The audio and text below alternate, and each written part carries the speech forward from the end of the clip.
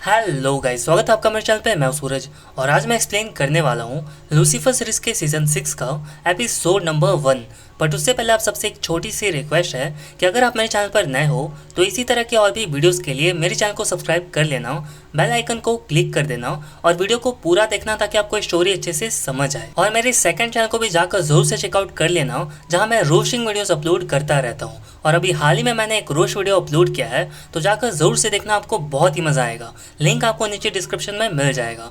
और मुझे इंस्टाग्राम पर भी जरूर से फॉलो कर लेना गाइस, जहां मैं सबको रिप्लाई करता हूं। इसका लिंक भी आपको नीचे डिस्क्रिप्शन में मिल जाएगा। तो अब शुरू करते हैं।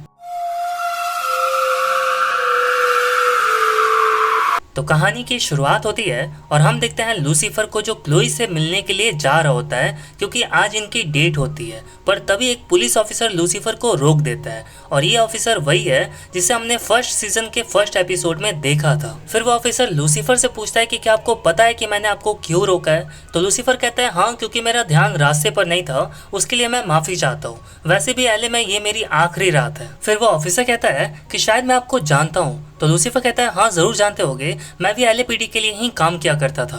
वैसे एक मिनट, शायद मैं भी तुम्हें जानता हूँ। तुम तो वही हो ना जिसे सायरन ऑन करके गाड़ी तेज चलाना पसंद है। तो वो ऑफिसर हंसता है और कहता है हाँ बिल्कुल सही पहचाना आपने। वैसे मैं आपको थैंक्स कहना चाहता था। तो लूसीफर कहता है कि मुझे उम्मीद है कि मैंने जो तुम्हें पैसे दिए थे उससे तुमने कोई काम की चीज ही खरीदी होगी। तो वो ऑफिसर कहता है हाँ, मैंने अपनी बाइक की एंटीना के लिए एक फॉक्सटेल खरीदा और मैंने 1 टन कोकेन भी खरीदा। मुझे तो बहुत ही मजा आया। जब सपने पूरे हो जाते हैं तो जिंदगी बदल जाती है। तो लूसीफर कहता है अरे वाह क्या बात है, जब मैं यूनिवर्स पे राज करूंगा तो इसी तरह मैं भी अपने सारे सपने पूरे करूंगा। तो वो ऑफिसर कहता है हाँ, पर इतना भी कुछ अच्छा नहीं हुआ। मेरी जॉब जाते जाते बच गई। अब मुझे सारी जिंदगी यही बाइक चलानी पड़ेगी। मेरी वाइफ ने भी मुझे छोड़ दिया और मेरा घर भी उसने मुझसे छीन लिया। अब मैं एक बोट पे रहता हूँ। वैसे मुझे खुशी हुई जो आपने मेरी इतनी मदद की। तो लूसीफर कहता है कि हाँ, मुझे भी खुशी हुई तुम्हारी मदद करके। तभी वो ऑफिसर कहता है कि क्या पिछली बार की तरह इस बार भी आप मुझे कुछ पैसे दे सकते हैं। फिर लूसीफर उसे पैसे देता है और वहां से चला जाता है और ये सीन यहीं कट हो जाता है। फिर अगले सीन में हम देखते हैं लूसीफर को जो क्लोई से मिलता है और इनकी बातों से हमें पता चलता है कि क्लोई ने अपना जॉब छोड़ दिया है, यानी कि वो अब रिटायर हो चुकी है और उसने डिसीजन लिया है लूसीफर के साथ ही अपनी पूरी जिंदगी बिताने का, यानी कि हेवन में। फिर लूसीफर क्लोई को अपने साथ एक मैजिक शो पर लेकर जाता है जहाँ लूसीफर पहले भी आ चुका होता है, यानी कि 70-80 के दशक में। फिर हम देखते हैं मैग्नर द मजिशियन को, जो वही बच्चों वाला मैजिक दिखा रहा होता है और उसके लिए सब चीयर अप कर रहे होते हैं क्योंकि ये उसका आखिरी शो होता है। फिर एरिका नाम की लड़की मैग्नर को एक बॉक्स में लॉक कर देती है और एक स्वॉर्ड निकालती है और उस स्वॉर्ड को उस बॉक्स के अंदर डाल देती है और इसी तरह वो 3-4 स्वॉर्ड्स उस बॉक्स के अंदर डाल देती है और अपने सारे ऑडियंस से कहती है कि अब वो लौट आएंगे। और अपने सामने रखे मम्मी के कॉफिन को जब खोलती है तो उसमें से मैग्नर की लाश निकलती है जो वहीं गिर जाती है, जिसे देखकर सबको लगता है कि वो एक्ट कर रहा है। पर जब लूसीफर और क्लोई ध्यान से देखते हैं तो वो सब समझ जाते हैं और ये सीन यहीं कट हो जाता है। फिर अगले सीन में हम देखते हैं कि वहाँ के सभी लोगों से क्लोई कह रही होती है कि अब ये एक क्राइम सीन है, तो यहाँ के किसी भी चीज को कोई भी हाथ नहीं लगाएगा। और तभी हम देखते हैं कि जिस बॉक्स में मैग्नर को लॉक किया गया था वो बॉक्स अपने आप ही हिल रहा होता है और ये बात क्लोई लूसीफर को बताती है। फिर एरिका जब उस बॉक्स को ओपन करती है तो उस बॉक्स से कोई और नहीं मैग्नर निकलता है, जिसे देखकर सब शॉक्ड रह जाते हैं। और क्लोई कहती है कि अगर वो मैग्नर है तो ये डेड बॉडी किसकी है। और मैग्नर जब वो डेड बॉडी देखता है तो बिल्कुल हैरान रह जाता है। उसके बाद मैग्नर क्लोई और लूसीफर को बताता है कि ये मेरा स्टूडेंट है और इसका नाम जैरेट है। मेरे बाद यानी मेरे रिटायरमेंट के बाद मेरा सब कुछ इसी का होने वाला था।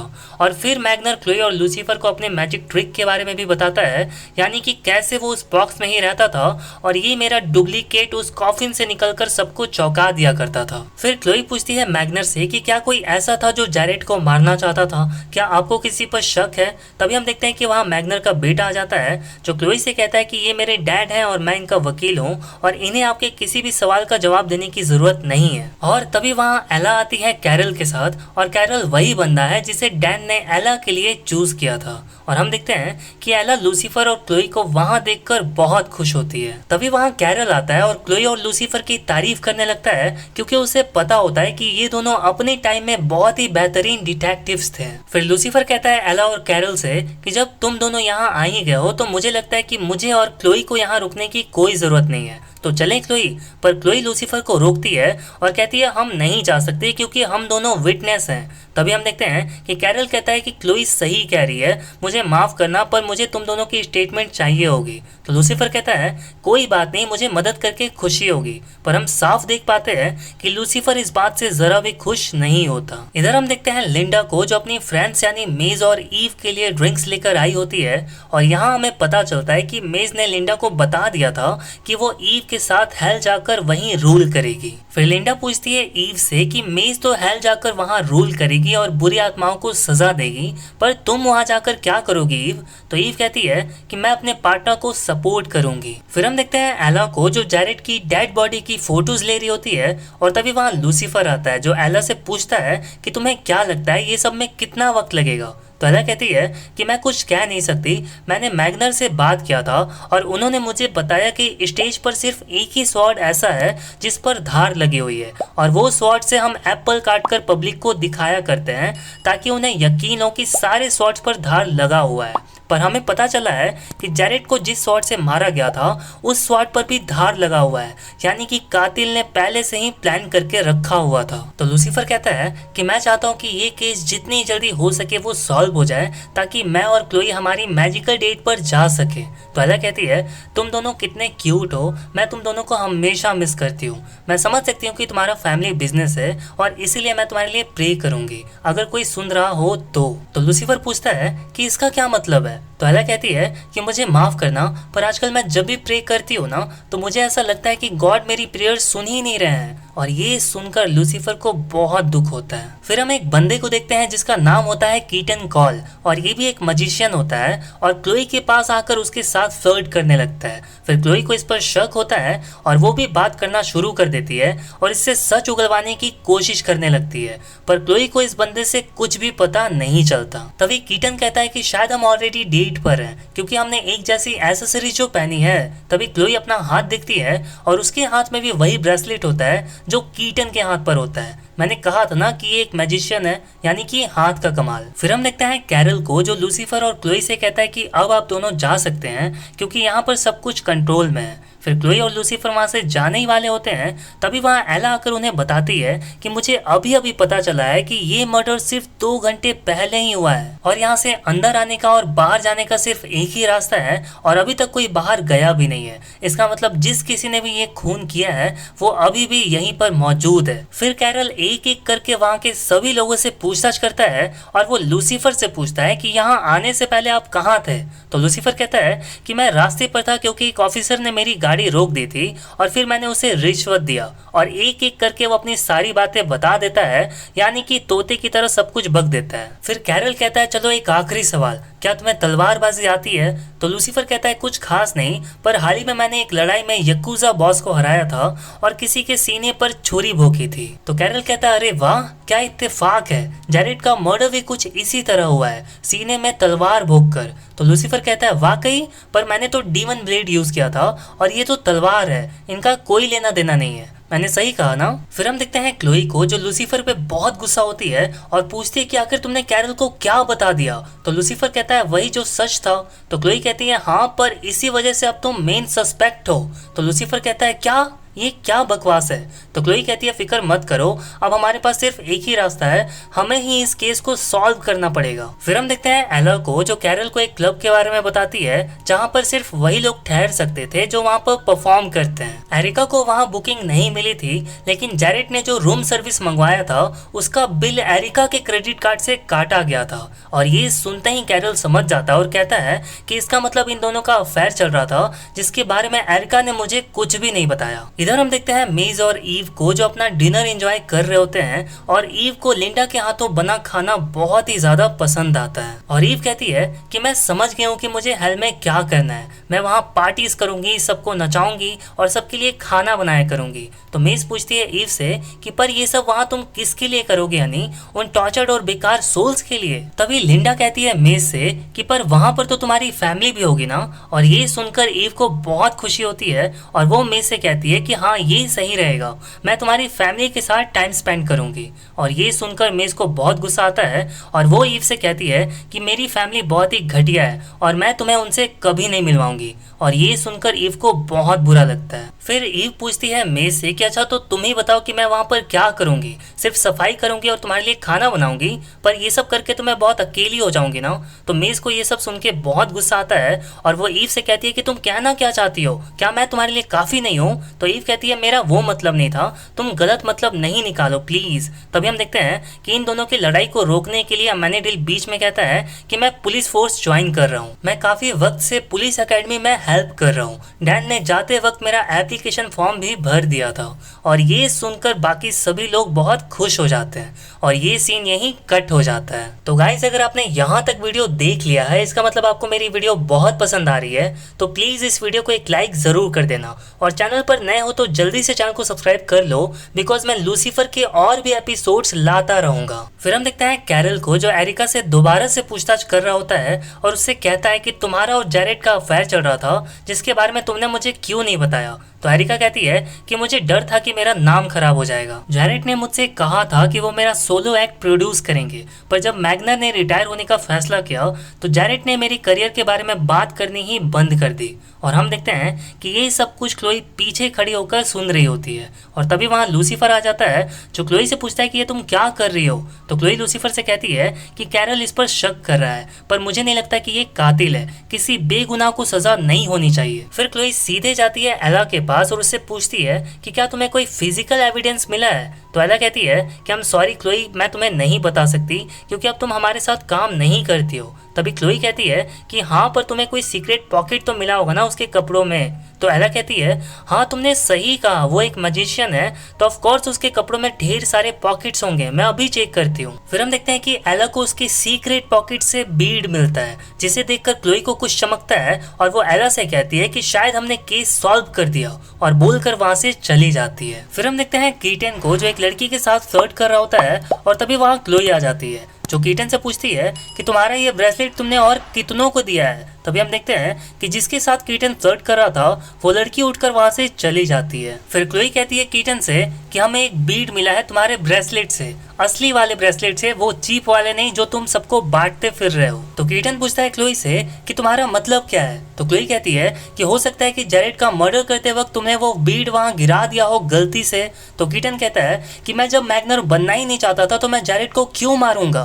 और तभी वहां लूसीफर आता है जिससे क्लोई इशारे में कहती है कि इसे कंट्रोल करके सच्चाई उगलवाओ। तभी हम देखते हैं कि लूसीफर कीटन की आंखों में देखता है और उससे पूछता है कि बताओ तुम्हारा दिल क्या चाहता है। तो कीटन कहता है कि मैं मैग्नर बनना चाहता हूँ। फिर होश में आते ही कीटन कहता है कि मैं मानता हूँ कि मैं मैग्नर बनना चाहता हूँ पर मैं स्टेज पर जाने लायक नहीं हूँ और मैंने जैरेड को नहीं मारा। तो क्लोई कहती है कि जैरेड के खून के इल्जाम में तुम्हें अरेस्ट किया जाता है, अपना हाथ पीछे करो। और तभी हम देखते हैं कि वहाँ कैरल आ जाता है। इधर हम देखते हैं लिंडा को जो मेज के सामने दोबारा से हेल जाने की बात कर देती है और ये सुनकर मेज को बहुत ही ज्यादा गुस्सा आता है और मेज कहती है कि मैं हेल के बारे में कोई बात नहीं करना चाहती क्योंकि मैं हेल नहीं जाना चाहती।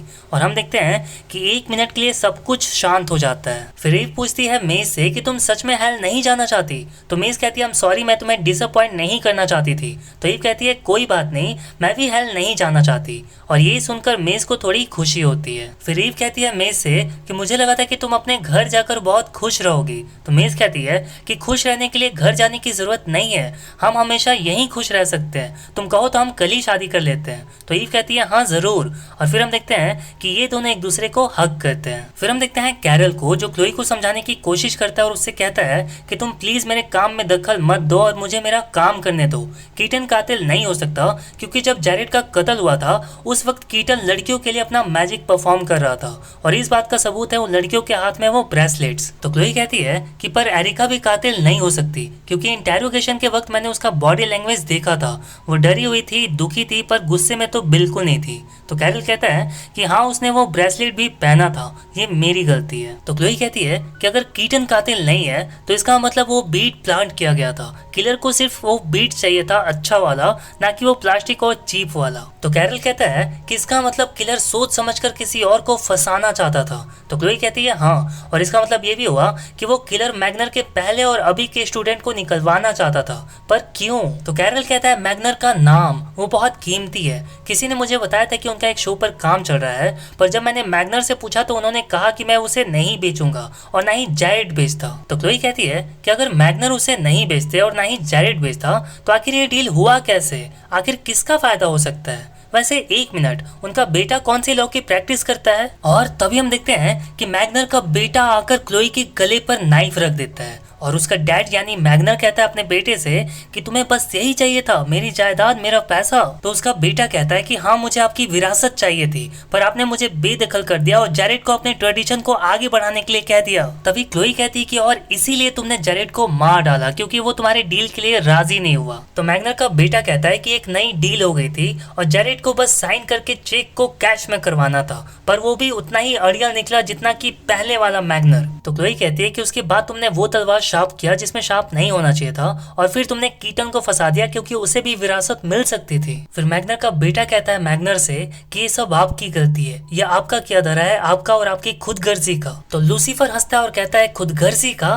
तुम्हें सिर्फ अपनी लालच और ख्वाहिश की पड़ी थी। यहाँ अगर कोई लालची है तो वो तुम हो। तुम्हारे डैड ने विरासत का सोचा और देखो तुमने क्या कर दिया। तुम अपने डैड के विरासत के बिल्कुल भी लायक नहीं हो। फिर कैरल कहता है मैग्नर के बेटे से कि अपनी नाइफ फेंक दो एलन, तुम यहाँ से बचकर नहीं जा सकोगे। तो एलन कहता है कि यही तो तुम गलत हो, मैं कोई मजिशियन तो नहीं हूँ, पर मैं यहीं बड़ा हुआ हूँ। और हम देखते हैं कि अपने पीछे का एक दरवाजा खोलकर वो उसके अंदर चला जाता है क्लोई को लेकर। फिर लूसीफर भी उसके पीछे जाने की कोशिश करता है, पर हम देखते हैं कि वो दरवाजा ही बंद हो जाता है, पर तब तक लूसीफर वो दरवाजा ही उखाड़ देता है। फिर लूसीफर अंदर जाता है क्लोई को ढूंढता हुआ और कहता है एलन, अगर उसे कुछ भी हुआ तो मैं तुम्हारा सर फोड़ दूंगा। तभी हम देखते हैं कि एलन उसके सामने ही उड़ता हुआ आता है और दूर जाके गिरता है, और ये देखकर लूसीफर बिल्कुल शॉक्ड रह जाता है। और हम देखते हैं कि क्लोई ने उसे एक जोर का पंच मारा होता है, और ठीक ऐसा ही पंच क्लोई का हमने पिछले एपिसोड में भी देखा था, जो क्लोई ने माइकल को मारा होता है। और हमें पता चलता है कि इस एपिसोड में भी क्लोई के हाथ में अमेनिडल का वही नेकलेस होता है। और तभी वहाँ कैरल आता है जो एलन को अरेस्ट करके अपने साथ लेके जाता है, और ये सीन यहीं कट हो जाता है। फिर अगले सीन में हम देखते हैं लूसीफर को जो क्लोई से कहता है कि मुझे जहाँ तक याद है कि मैंने अमेनिडल के नेकलेस को अज़राइल के ब्लेड के साथ अपने सेफ में रख दिया था। तो क्लोई कहती है एक्चुअली जब से मैंने अपनी जॉब छोड़ी है मुझे अपनी सेफ्टी की थोड़ी फिक्र होने लगी है, क्योंकि पहले तो मेरे पास हमेशा गन रहा करता था, पर अब तो मेरे पास ऐसा कोई भी वेपन नहीं होता, शायद इसीलिए मैंने इसे ले लिया था।